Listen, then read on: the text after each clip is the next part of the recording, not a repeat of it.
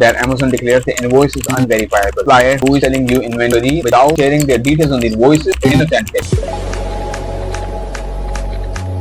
Hello millionaires, hope you're doing great and you will be enjoying sales in quarter 4. Today's video is about the invoices. I have been asked this question many times. Many sellers get their accounts suspended once they come to us. They ask for show us the invoices, and when we ask them to provide a proper invoice, most of the time they get shocked and they ask a simple question, that is, isn't it a proper invoice? The answer to them that sir, it's not a miss, it's not a verifiable or a proper invoice. So kindly ask the supplier to provide us a verifiable or a proper invoice. So today we are going to discuss what are the basic parameters of an invoice that Amazon look into it, and before accepting an invoice, before starting the process of verification of that invoice from the supplier, right? Because Amazon has two procedures. Number one, must have heard this, that Amazon declares the invoice is unverifiable. Second statement we are listing from Amazon, that supplier is unverifiable, right? These are two different things. If you get any notification and Amazon declares that your invoice is unverifiable, there are key points that you have to check on your invoice. Number one, and if you got some violation and you are going to check your invoice, these points are for you. And if you're a new seller, you wanted to know what are the basic requirements of a proper invoice, a verifiable invoice, then this video is for you. Kindly do not skip. So first and the most important thing, the invoice should have the details like address, phone number, email address, and the logo of the supplier. Any supplier who is selling you inventory without sharing their details on the invoices is inauthentic. So any proper business, any legitimate business, wholesaler or distributor who is doing business, they will always provide their official details like their company name, their logo, their address, their phone number, their email address on the invoice. So supplier's details has to have on the invoice. Number two, your details like your store name or your business name, your address, your phone number, your email address should be on the invoice. If any supplier format doesn't carry the email address, perfectly fine. Tell them to mention the store name or the business name with the address and phone number on the invoice. That is the best. Number three, the invoices should have the proper date format, right? It has to show when did you place the order and when the invoice was generated. Sometimes what happens, some suppliers, they do generate the invoice before even getting the payment, right? They call it performa invoice, not called invoice. We get the performa invoice, we believe it is going to be an invoice that I can use for my record for any future reference, but that's a big no, because any supplier would provide you proper invoice only when you will make a payment. It's not about your order. It wouldn't be against your order. I place an order with XYZ supplier and I'm asking him to share the invoice. They wouldn't share it with me. Why? Because I didn't make any payment. So in order to get the proper invoice from the supplier, I have to pay them for the order. Once I'll pay them, I'll buy the inventory. Only then they will issue me an invoice. If I will have the resale certificate, they will not charge me the check, right? They wouldn't charge it to me, or they could give me discount on rate as well. So calculations would be on the invoice and then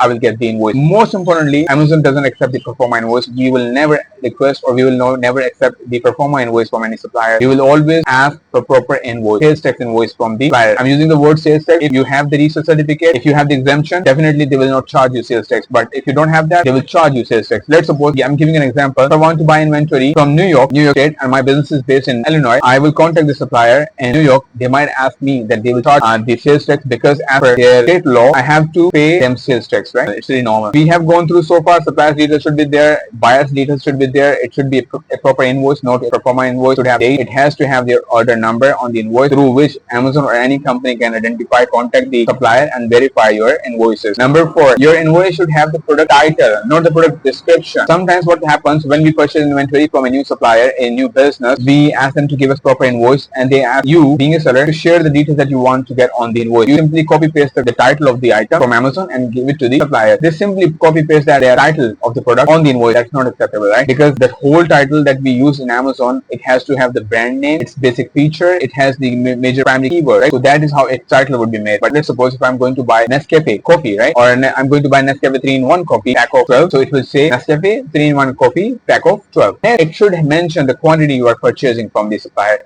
Like you are purchasing 2 cartons, you are purchasing 3 cartons, or something like that. As per your requirement, you are purchasing from the supplier. It should be mentioned on the invoice. Number four, this invoice should share the basic payment details, bank account details of the supplier. Sometimes it's okay if supplier is not giving you this on the invoice, perfectly fine. But if supplier has mentioned these details with a note, with the terms and condition, it's perfectly fine. So these are the basic requirements of any proper invoice. Whenever you get any invoice handy, you can have a look onto the invoice. After watching this video, I'm confident you will be able to see and decide yourself if it is an acceptable invoice by Amazon or not. If it is, perfectly fine. Keep purchasing from that supplier if it's profitable for you.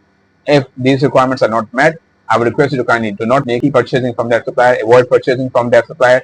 It is going to make you an issue in the future, right?